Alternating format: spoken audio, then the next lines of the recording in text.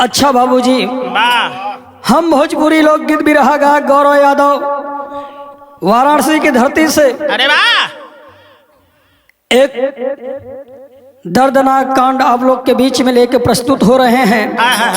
हमें आशा नहीं विश्वास है कि आप लोग को जरूर यह बिरहा पसंद आएगा। हाल ही में आप लोग न्यूज पत्रिका टीवी चैनल के माध्यम से सुने होंगे बदायूं कांड। आज इस दुनिया में, इस समाज में कोई कैसे अपने दोस्त यार के ऊपर विश्वास करेगा। कवि जी 4 लाइन भूमिका के अंदर भाव दिए हैं। कैसे मास्टर?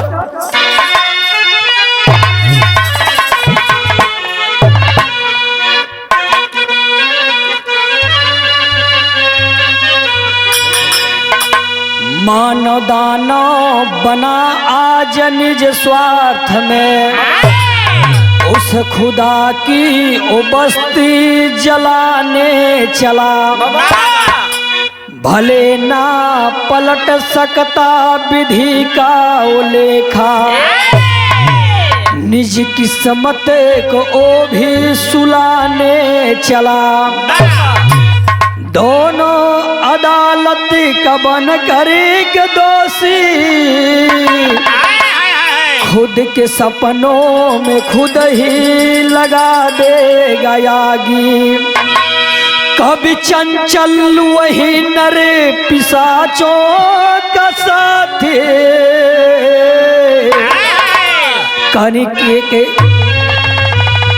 कभी चंचल वही नर पिशाचों का साथी। करनी के निरंतर में होता है वह भागी।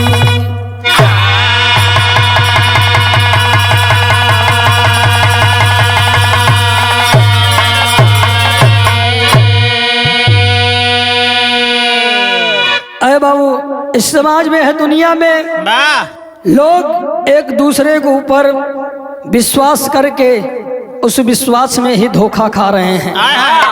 इस समाज के लोगों के ऊपर विश्वास कैल ही विश्वासघात बा। यही से कवि जी के एक लाइन यहाँ गजल देवे के मास्टर।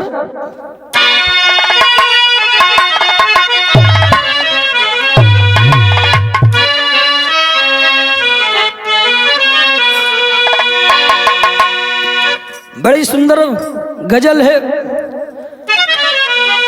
कोई आशिक धोखा खाने के बाद अपने मासूका से, अपने प्रेमिका से कहता है, यही कह रहा है,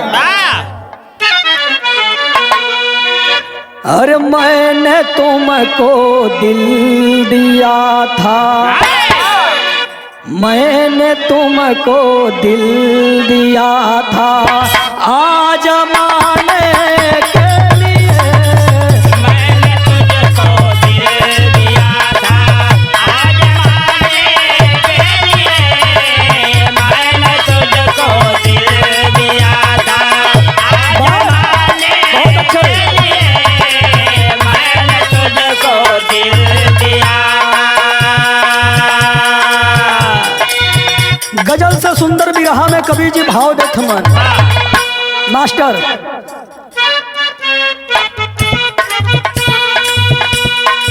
खुद को सार्थक करने को मां न जुटा है स्वार्थ में, खुद को सार्थक करने को क्या जुटा है स्वार्थ में, खुद को सार्थक करने को क्या जुटा है स्वार्थ में, खुद को सार्थक करने को मां न जुटा है स्वार्थ में, खुद को सार्थक करने को मां न जुटा है स्वार्थ में, खुद को सार्थक करने को मां न जुटा है स्वार्थ में। तो खुद को सार्थक करने को मां न जुटा है स्वार्थ में, मानो जुटा है स्वार्थ में। डांटता साधु गरल है, डांटता साधु गरल है, कर परा माथ में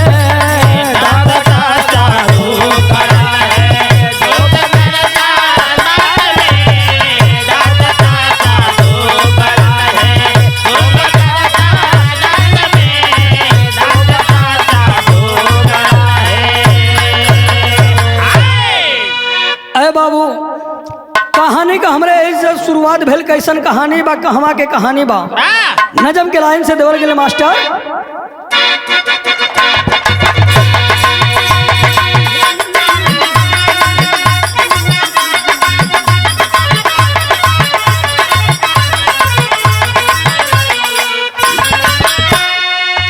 कहनाम बा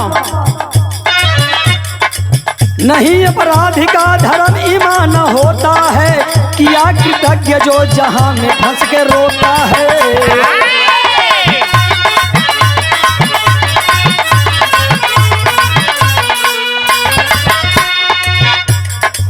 प्रांत यूपी जिला बदायूं की कहानी है। गौर करेंगे भैया बाबू, ये कहानी यूपी प्रांत के अंदर बदायूं जिला का बतावल गई।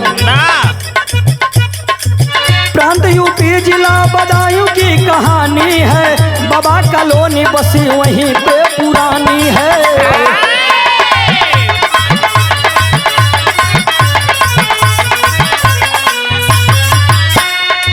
वहीं विनोद का सुंदर रहा परिवार सही, पत्नी संगीता भी संग में समय गुजार रही।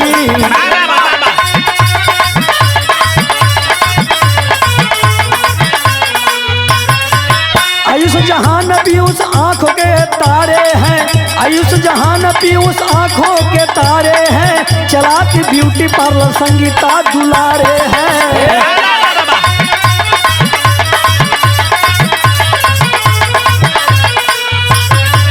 सामने साजिद और जावेद की दुकान रही, चलाते सैलून दोनों वर्षों की पहचान रही।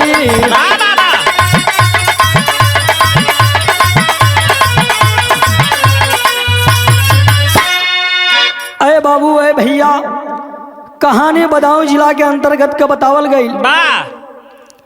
बदायूं जिला में एक कॉलोनी का नाम बाबा कॉलोनी बतावल गई। वही कॉलोनी के रहे वाले विनोद जेकरे पत्नी का नाम संगीता बतावल गई। बाबू दोनों पति पत्नी अपन जीवन व्यतीत करत हमन। वो दोनों संगीता और विनोद के बीच में दो ठे बेटा हमन। बड़े बेटे का नाम आयुष और छोटे बेटे का नाम अहान। संगीता ब्यूटी पार्लर का दुकान चला और दोनों बचवन के लिए के साथ गुजारा करते थे। वही ब्यूटी पार्लर के संगीता के ब्यूटी पार्लर के दुकान के सामने एक सैलून का दुकान है। जौने दुकान के चलावे वाले जावेद और साजिद दो भाई हमार दुकान के चलावत हमार। लेकिन यही बीच में एक घटना घटल भैल का मास्टर बिरहा में एक लाइन की थी।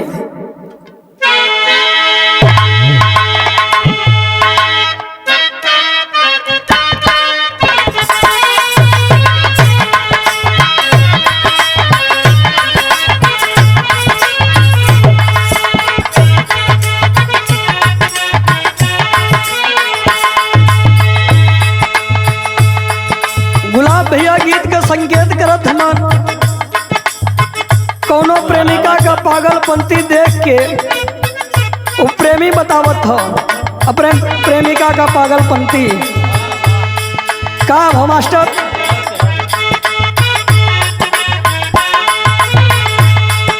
अखिया से अखिया मिलल बा प्यार हो गई, अखिया से अखिया मिलल बा प्यार हो गई, अखिया से अखिया मिलल बा प्यार हो गई। तीर जिगर के दिल के हमारे पार हो गई, तीर जिगर के दिल के हमारे पार हो गए, तीर जिगर के दिल के हमारे पार हो गए। अखिया से अखिया मिलल बा प्यार हो गई, तीर जिगर के दिल के हमारे पार हो गए। सुतक पलंगवा पे वीडियो कॉल में जागल रहे,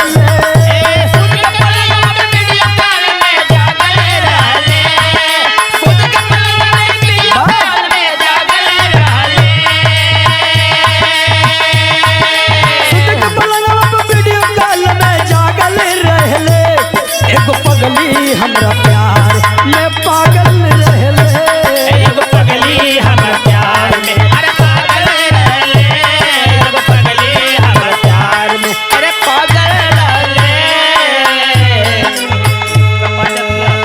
लेकिन गीत से बढ़िया बिरहा में भाव देवल गई भैल का मास्टर बाबा।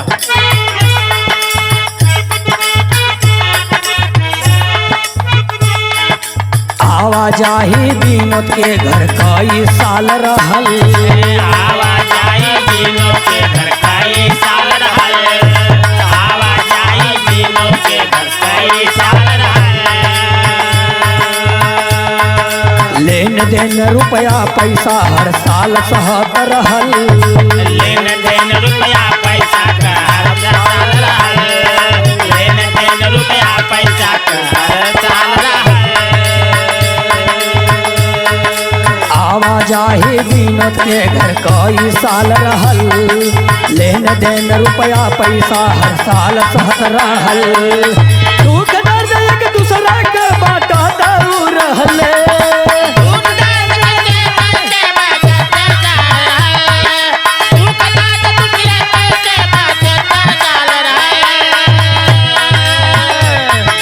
दुख दर्द एक दूसरा के बाटत रहले।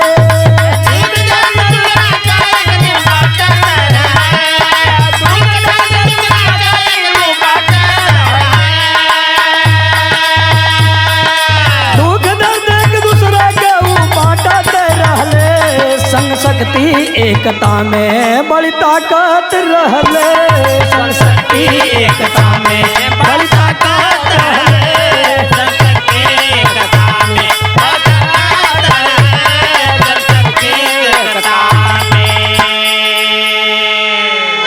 अरे बाबू विनोद के घरे और सामने सैलून वाले जावेद का आना जाना, एक दूसरे के दुख सुख में खड़ा होना रहल, एक दूसरे के साथ समय समय पे दोनों आदान प्रदान करत रहना।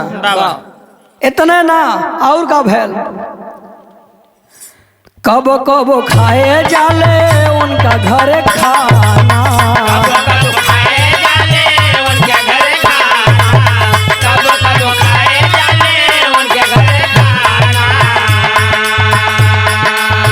विनोद संगीता उनके बुझे ना बेगाना, विनोद संगीता उनके बुझे ना बेगाना, विनोद संगीता उनके बुझे ना बेगाना। कभी कभी गलती पे उनके डांटत रहले, कभी कभी गलती में उनके डांटत रहले, कभी कभी गलती में उनके डांटत रहले, कभी कभी गलती पर उनके डांटत रहले। संग शक्ति एकता में बड़ी ताकत रहले, संग शक्ति एकता में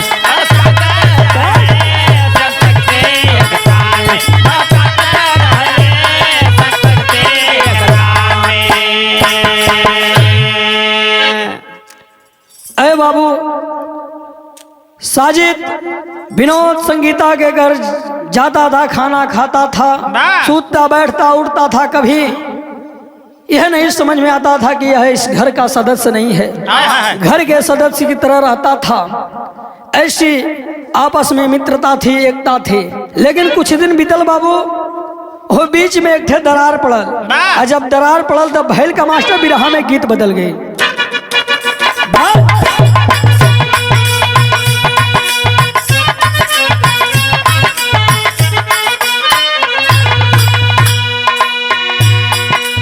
बड़ी सुंदर गीत मास्टर बजावत हुआ। प्यार के बदले प्रीत मिलल बा, चाहत में दिल टूटल बा, प्यार के बदले प्रीत मिलल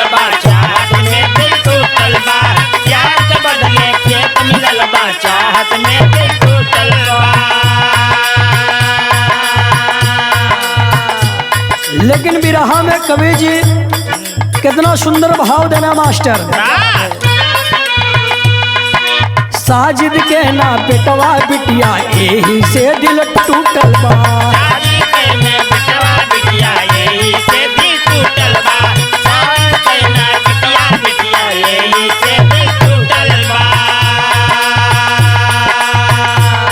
दूसरा के देख के लइकन के सोचे ला करमवा फूटल बा।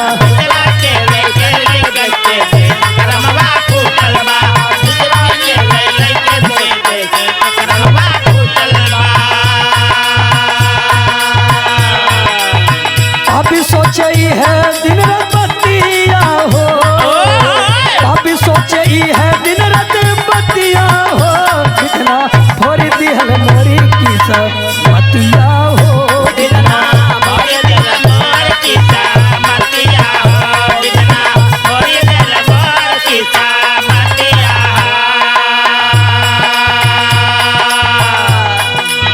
अरे बाबू साजिद जब विनोद के दू लड़कन के देखले बा, साजिद के पास एको न लड़का न लड़की। विनोद के लड़कन के देख के सोचल बा कि भगवान हमार किस्मत फोड़ देना कि हमरे में एको लड़का है न एको लड़किया है। सोचलस पापी के मन में पाप सवार भइल। जब पाप सवार भइल तो कैलस का मास्टर ओझा वैद्य गुनी मौलवी के घरवा पर जाई हो।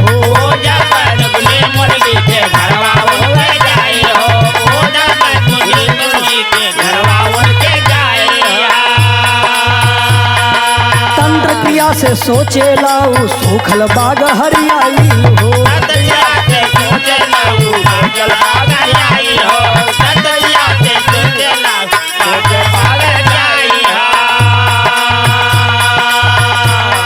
बौराई गइल पपिया कमतिया हो,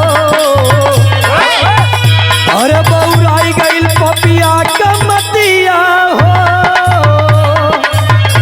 विधना भोरी दिल मोरी की सम्मतिया हो।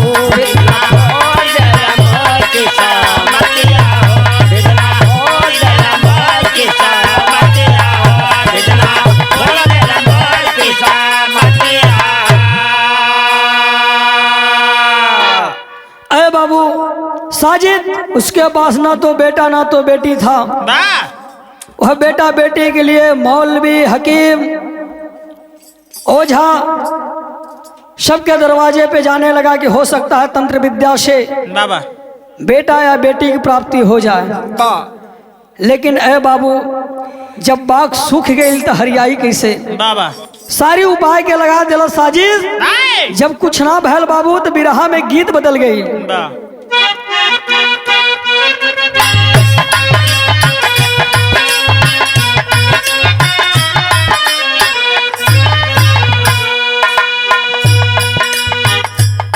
ए बाबू जब सारी विद्या लगा के साजिद परेशान हो गल तब कैलस का बड़ी सुंदर बिरहा में भाव कवि जी लिखत हुआ मास्टर। 19 मार्च रहले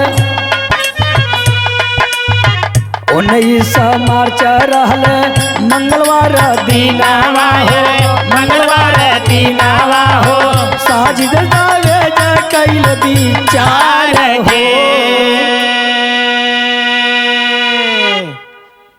19 मार्च दिन मंगलवार साजिद और जावेद दोनों भाई आपस में विचार कर रहे हैं। क्या दोनों पापी आई गईल विनोद के घर आवा हो, विनोद के घर आवा हो, मांग रुपया 50,000 हो। दोनों पापी साजिद और जावेद दोनों विनोद के घर पे आते हैं और विनोद से कहते हैं कि विनोद मुझे 50,000 रुपया दे दो। आके मांगने तो विनोद पूछता है कि क्या काम है बताओ। विनोद पूछ रहा है लेकिन वो दोनों पापी घर में बैठे हैं। क्या कर रहे हैं?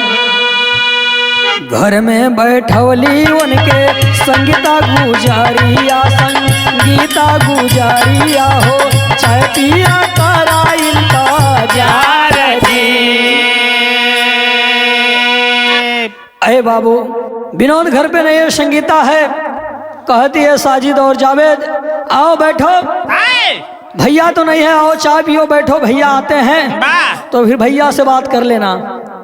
ए बाबू संगीता घरे में बैठा के चाय पियावत थे, दोनों पापियन के चाय पियावत थे। लेकिन भैल का बाबा छतवा पे टहरे गईले, छतवा पे टहरे गईले, दोनों बेईमानावा हो, पानी मंगले पीयूष से पुकार जी। आए है बाबू संगीता चाय पिलाने के लिए घर में बैठाई है बुला के, लेकिन वह दोनों पापी छत पे टहलने के बहाने गए और छत पे जाने के बाद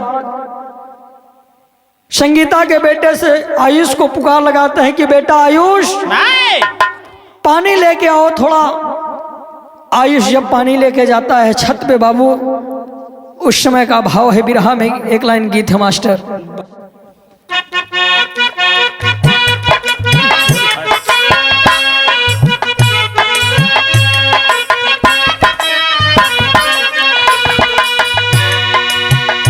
बड़ी सुंदर गीत है। कौनो बहन बेटी अपने बाबूजी से पूछत हैं, एक बात पूछती हूँ बताओ न बाबूजी, छिपाओ न बाबूजी कि याद मेरी आती नहीं।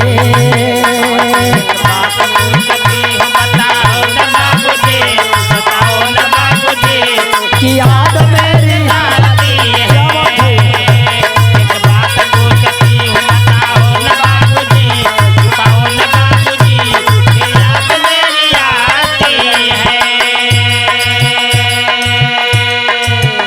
लेकिन भाव देवल बिरहा में जब पीयूष पानी लेके छत पे गया बा, लाल पानी लेके छत पे आइल बाबूजी, गइल बाबूजी, साजिद ओकर काल बन गइल।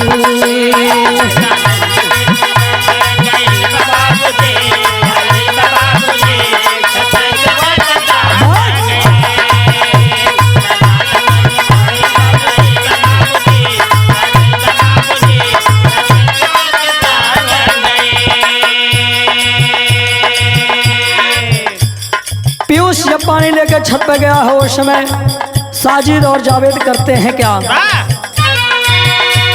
पकड़ के गला काट दिया साजिद बेईमान।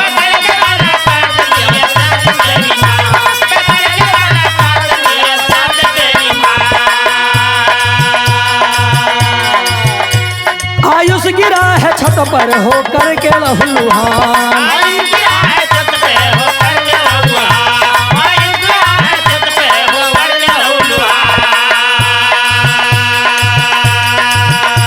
पीयूष छोड़ के भागल घबराइल बाबूजी, गइल बाबूजी, साजिद ओकर काल बन गइल।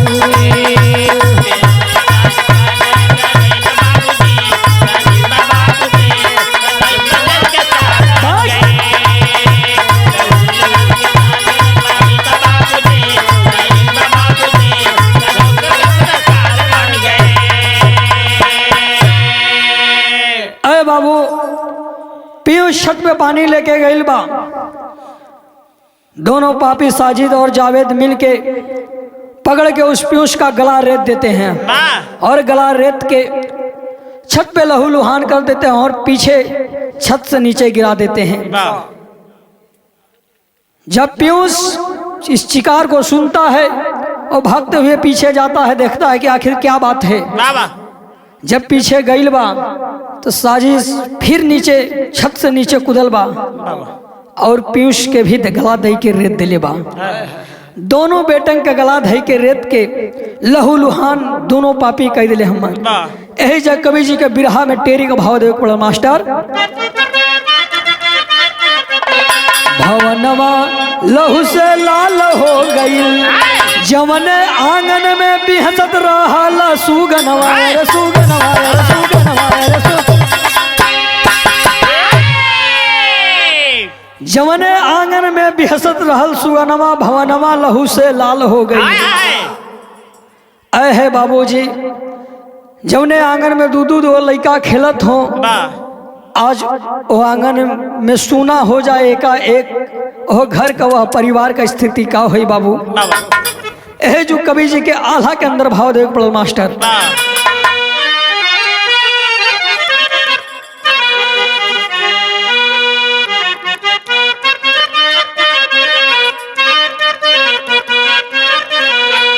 दूधवा पियावले जैसे सांप का जहरवा बढ़े,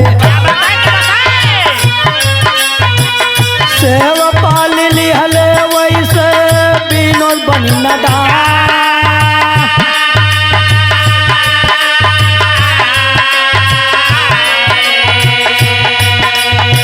शोरगुल सुन के संगीता बंद कैली केवड़िया पैया, गेटवा के फान भागी गईले बेईमान।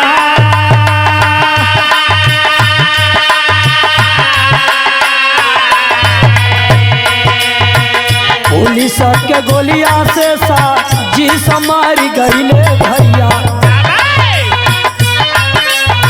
जावेदा धरैले जायरा बरेली दरमियान।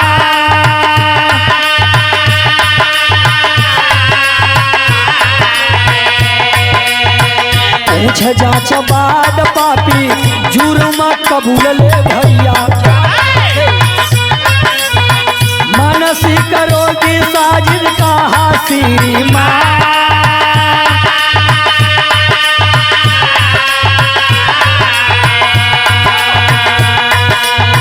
दूसरे के बचावन के देखल नहीं चाहले रहले, वंश नहीं दिहले रहले उनके भगवान।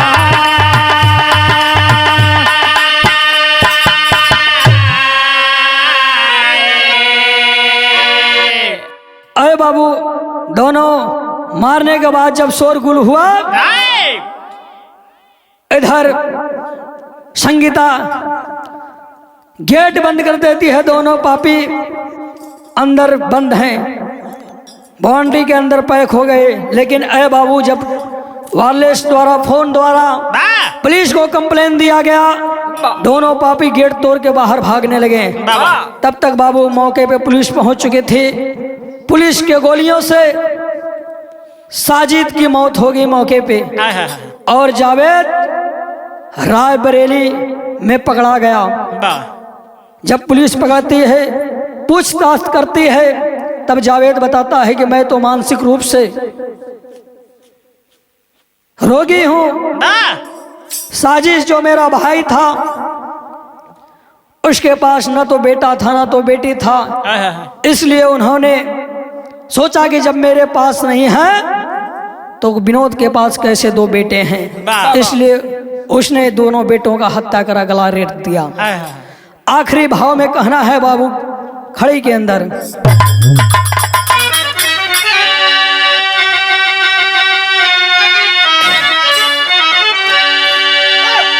कहे संगीता प्रशासन से बहा के यासिया, अरे कहे संगीता प्रशासन से बहा के यासिया, तो हमारे बबुआ के हत्यारन के चढ़ा दा फांसिया।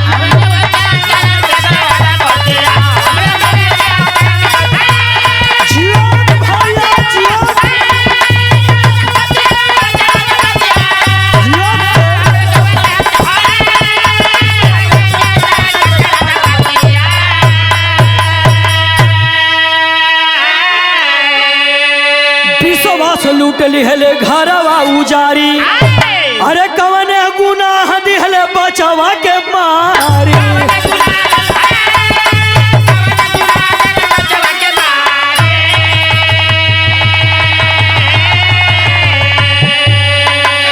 सुना हो गई गोदिया टूटल बायासिया, अरे सुना हो गई गोदिया टूटल बायासिया, तो हमारे बचवन के हत्यारन के चढ़ा दा फांसिया।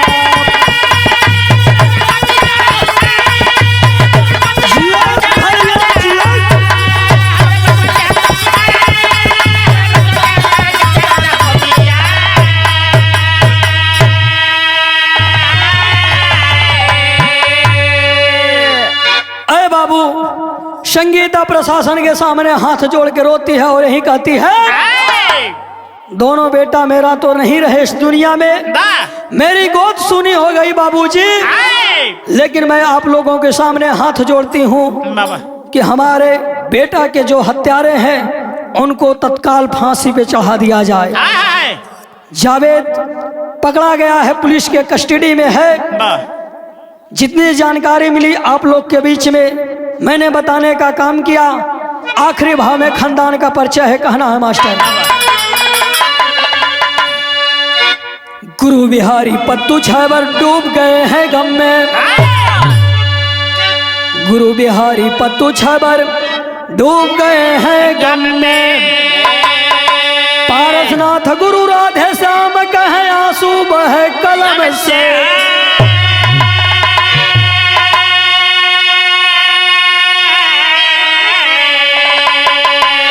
अरे भवनमा लहू से लाल हो गयल, अरे भवनमा लहू से लाल हो गयल। गाँव में गौरव यादव है लिखते चंचल पाल, भवनमा लहू से लाल हो